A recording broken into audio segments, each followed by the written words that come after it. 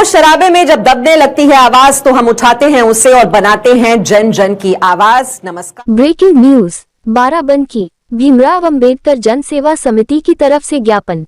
आए आपको ले चलते हैं हैदरगढ़ तहसील, जिसमें भीमराव अंबेडकर जन सेवा समिति की तरफ से श्रीमान उप जिलाधिकारी को ज्ञापन दिया गया, जिसका मुख्य बिंदु था सरकार द्वारा 50 छात्रों से कम बच्चों वाले प्राथमिक विद्यालयों को मर्ज पेयर कर अन्य दूर दूसरे गांव के विद्यालय को समायोजित करने का निर्णय लिया है, जो जनहित में नहीं है। इन विद्यालयों में अनुसूचित जनजाति, आदिवासी, पिछड़ी जाति एवं दुर्बल वर्ग के बच्चे शिक्षा ग्रहण करने आते हैं। धन भाव के कारण या बच्चे निजी एवं महंगे विद्यालयों में दाखिला नहीं ले सकते। सरकारी विद्यालयों को मर्ज पेयरिंग कर दूर दूसरे गांव में विद्यालय को समायोजित कर देने से दूरी के कारण छोटे बच्चे दूसरे गांव के विद्यालयों में नहीं पहुंच रहे हैं। ऐसी स्थिति में प्रदेश के हजारों गरीबों सूचित परिवार के बच्चों इच्छा से वंचित हो जाएंगे, जो सामाजिक न्याय एवं सामान्य अवसर प्राप्ति के सिद्धांत के विरुद्ध है। सरकार द्वारा चलाया जा रहा सर्व शिक्षा अभियान एक ढकोसला बनाकर रह जाएगा। इसीलिए विद्यालयों को दूर गाँव में संयोजित करने की प्रक्रिया पर तत्काल विराम लगाए जाए, जिसकी मुख्य अध्यक्षता कर रहे राष्ट्रीय अध्यक्ष विश्राम पासी एवं राष्ट्रीय संयोजक इसके सिद्धार्थ एवं रामरूप रावत। एवं आप देख रहे हैं जन जन की आवाज न्यूज भारत से ब्रह्मादिन की खास रिपोर्ट। श्रीमान उप जिलाधिकारी महोदय, हैदरगढ़ जनपद बाराबंकी महोदय, भीमराव अंबेडकर जन सेवा समिति उत्तर प्रदेश निम्नलिखित मांग करती है। सरकार द्वारा 50 छात्रों से कम बच्चों वाले प्राथमिक विद्यालयों को मर्जर या पेयर कर अन्य दूसरे दूर गांवों में विद्यालयों को समायोजित करने का निर्णय लिया गया है, जो जनहित में नहीं है। इन विद्यालयों में अनुसूचित जाति, जनजाति, आदिवासी, पिछड़ी जाति एवं दुर्बल वर्ग के बच्चे शिक्षा ग्रहण करने आते हैं।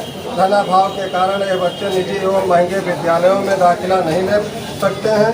सरकारी विद्यालयों को मर्जर और पेयरिंग कर दूर दूसरे गाँवों के विद्यालयों में समायोजित कर देने से दूरी के कारण छोटे बच्चे दूसरे गाँव के विद्यालयों में नहीं पहुँच रहे हैं। ऐसी स्थिति में प्रदेश के हजारों गरीब शोषित परिवार के बच्चे शिक्षा से वंचित हो जाएंगे, जो सामाजिक न्याय एवं समान अवसर प्राप्ति के सिद्धांत के विरुद्ध है और सरकार द्वारा चलाया जा रहा सर्व शिक्षा अभियान एक ढकोसला बनकर रह जाएगा। इसलिए विद्यालयों को दूसरे गाँवों में समायोजित करने की प्रक्रिया पर तत्काल विराम लगाया जाए। पहली मांग मेरी है। दूसरी है कि माननीय सुप्रीम कोर्ट का एक आदेश जारी हुआ था, जो लोग सरकार द्वारा वेतन पाते, चाहे वो सांसद, विधायक अथवा कर्मचारी वर्ग के हों, सबके बच्चे सरकारी विद्यालयों में ही पढ़ेंगे। ये एक आदेश आया था। पहली बात, इस आदेश का आज तक लागू नहीं किया गया। अगर ऐसा होता तो सरकारी विद्यालयों में अच्छी शिक्षा व्यवस्था व संसाधन होते तो बच्चों की संख्या कम न होती और विद्यालयों को बंद होने की नौबत ही न आती।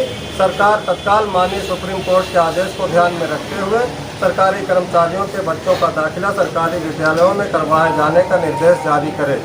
तीसरा है, शराब मानव जीवन के लिए अभिशाप है। इसके सेवन से जहां एक ओर मानव का स्वास्थ्य, फेफड़े, किडनी खत्म हो जाते हैं, वहीं दूसरी तरफ शराब पीकर व्यक्ति परिवार में आकर नशे में लड़ाई झगड़ा कलह पैदा करता है। शराब हर पापों की जननी है।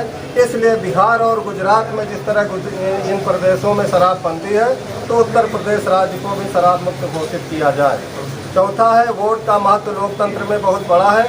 इसी वोट के जरिए सरकार बनती बिगड़ती है। लंबे समय से वोट डालने की प्रक्रिया इलेक्ट्रॉनिक वोटिंग मशीन के जरिए हो रही है, जिस पर तमाम राजनीतिक दलों और सामाजिक संगठनों ने इस प्रक्रिया की विश्वसनीयता पर सवाल खड़े किए हैं और मांग की जा रही है कि ईवीएम मशीन के जरिए वोटिंग न हो, इसलिए ईवीएम मशीन से वोटिंग बंद कराई जाए।